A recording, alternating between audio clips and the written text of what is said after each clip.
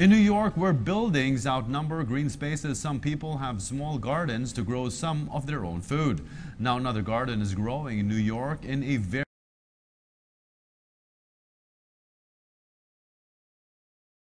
unusual. Anna tells us more about this unique self-sustaining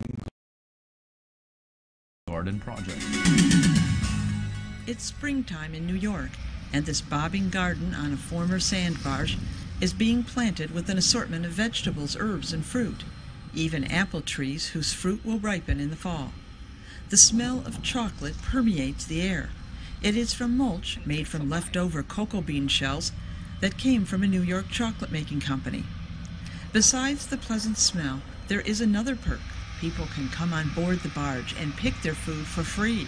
The project, called A Floating Food Forest, was started by Mary Manningly, a local artist who wanted to make fresh food available to all New Yorkers and create a model for sustainable urban farming. So we worked with a scientist to devise a system where we can pull water from the East River and clean it and use it to water the plants. So the whole system is pretty much here. It's like all of these plants are perennials, so they come back stronger every year.